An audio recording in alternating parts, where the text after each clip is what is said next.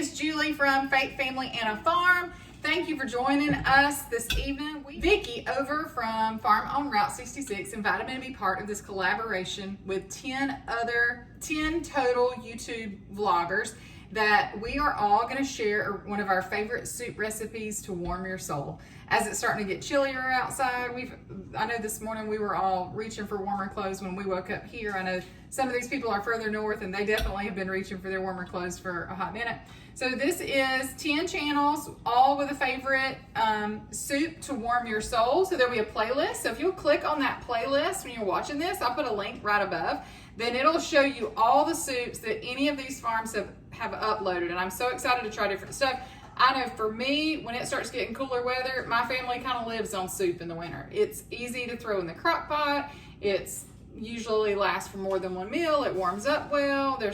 Sometimes I'll make ahead stuff and freeze some soups. Brunswick stew is a really good one that we like to freeze ahead of time.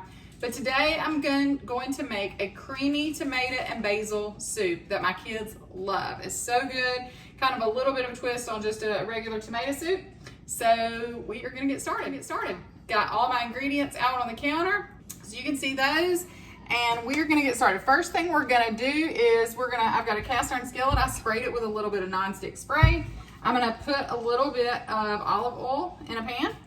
In that pan, I'm going to turn it on to start getting it warm. So I have a shirtless 15-year-old running around. I hope all y'all are surviving this teenage years. They're about to kill me today. All right, so we're going to take about a cup. You can get your measuring cup out if you want to. I don't usually grab a measuring cup for stuff like this. I use measuring cups for bread, for cakes, for things like that. But for soup, where you can just kind of toss it all together, not as much of a fan. Now the other thing that's gonna go in here is just one small onion, just kind of finely cut up.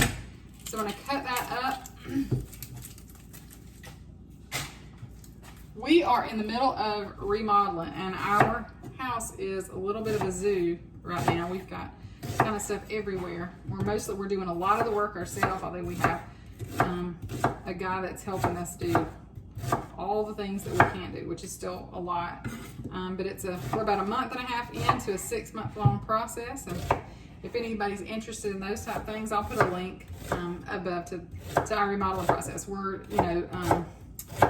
storytelling it from the get-go, from first week on, and gonna be fun. I'm surviving the chaos so far, but barely. So I've got that on. We're gonna saute those together for a few minutes. Hold on, in case you wind up being in here, baby. So in your big soup pot, I'm gonna go ahead and add, it says 2 14.5 ounce cans of diced tomatoes with the juice. I bought one of the big cans, which is 28 ounces, and I'm actually gonna add another can just to make a little bit more. I have some stewed fresh canned tomatoes in the freezer, but I didn't thaw them out. This is easier because they're already diced. Mine are more like stewed down, and I'm kind of stingy because I really like those with rice and tomatoes. So I save those up, and I like them with chili that way rather than these. So this is easier because I'm going to blend these up with the immersion blender too a little bit when we get down to that soup. So you're also going to add 2 tablespoons of tomato paste to this. Again, you can get out your measuring teaspoon if you want to. Then you're going to add your 4 cups of chicken broth. Now you can do chicken broth, you can do chicken bouillon if you have it, you can do, canned chicken broth or in the carton, or fresh chicken broth, which a lot of times I have in the refrigerator. I did not have that today. But nonetheless, use whatever you have. So 4 cups of chicken broth. Now you're going to add 1 teaspoon of dried oregano leaves. So I'm just going to toss that right in. Then you're going to add 1.5 teaspoons of dried basil leaves. So you've got these going. I'm going to let these go for a couple more minutes longer, just kind of softening those carrots up and onions up really well. And then I've got this burner on. We're going to turn that on high and we're going to get it to boiling. I think these are tender enough. We're going to go ahead. I'm going to go ahead and lift that up. We're going to go ahead and put this in with our other soup. You can start off browning it in the same bowl. And then kind of add everything to that if you want to. I just love sauteing things in a cast iron skillet. So I'm going to stir that in. Now this is turned up pretty high, and we're just going to wait for that to boil. So meanwhile, I'm going to be cutting up some basil. You're supposed to have about 1/4 of a cup of fresh chopped basil as well in the end. So we're going to go ahead and be chopping that up while we're waiting. All right, so we're going to put this on high. And we are just going to be waiting on this to heat up and boil. And once it comes to boil, we're going to boil it for a few minutes. And we'll come back and check on it. Okay, in a separate pot, I'm going to put my 1/2 cup of butter. And I'm going to put my flour. And you're going to want to, once that butter is melted, you're going to want to whisk this for close to 10 minutes or until it's golden brown. You really want that roux to thicken up the soup, and you want it to be that golden brown. I will entertain y'all and measure out my flour just because we're making a roux. But I'm going to wait till that butter melts and then I'll stick that in there. Meanwhile, my vegetables in here are tender, so I'm going to flip this off for just a minute.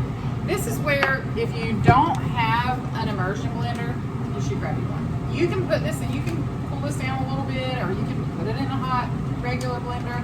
But this thing is so super handy. So I bought it maybe just a 1.5 years ago. I have not always used them, but super handy. They're blades in the bottom. I think this one was maybe $20 at Target. So you can get them at any of those places, and it's a KitchenAid. This one is, but you can, again, they have them all brands, wherever. So it usually has 2 speeds on top, so I usually keep it on the second one. And you're just gonna put it down, and this is all metal, so it's simple as I can put in this bowl pot. You're gonna put it down in there, and you're just gonna hold the button. Now, if you like your tomato basil soup completely chunky, you can skip this part. You don't have to do this part at all, not required. I like mine with a little bit of tomatoes, but mostly I like it kind of a really creamy and smooth soup. You don't want to lift this thing up and down out of the soup when you're doing this.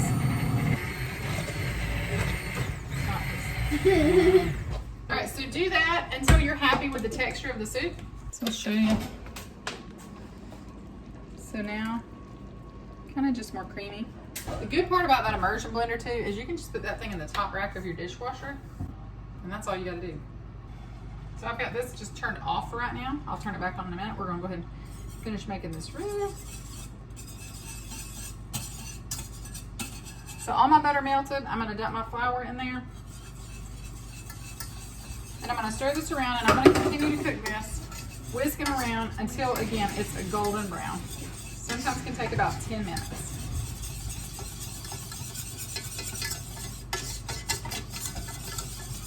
All right, we're kind of over here to a golden brown. So you're going to take then 1 ladleful of your soup and put it in with your roux. Stir it around. It's going to make kind of a paste. You can see, kind of pasty. Then you're going to go ahead and put another spoonful or 2 of your soup mixture in here. Okay. I'm going to stir that around. Shave my face.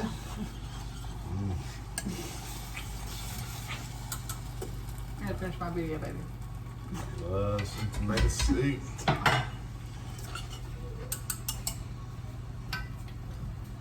Alright, so now once you got that done, you're just going to put that back in your pot of soup. Set that over. You're going to stir that around. You can kind of whisk it around, or you can use a spoon to stir. And I just flipped this soup pot back onto low before I put that in there.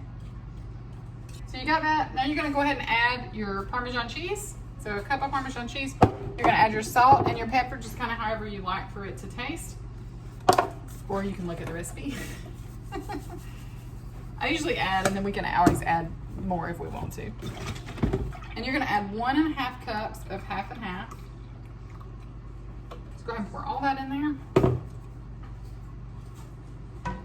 And you're going to put up your chopped basil that you chopped up earlier. You're going to toss it in there.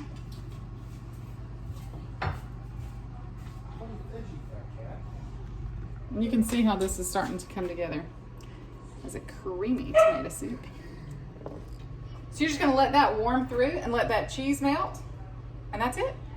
So good, so hearty. I've got the oven warm, I'm gonna put just some regular buttered toast or just some regular Texas toast. I'm gonna stick in the oven for the kids and have that with the soup. And that's it. Super filling, super warm and cozy. My husband's crazy. He's ready to eat. All right, so again, this is that playlist is a collaboration with 10 other families. So be sure and click over there. Just make your life so much easier in this cooler weather. Creamy basil and Parmesan soup. Sprinkle a little Parmesan on there. Throw a little basil leaf in there. And that's it, guys. I hope y'all enjoy. Please click on these channels and support them. In the description below are links to all the different channels. And that's it. Y'all have a fantastic night. Thank you so much for watching. And we will see you next time. Bye.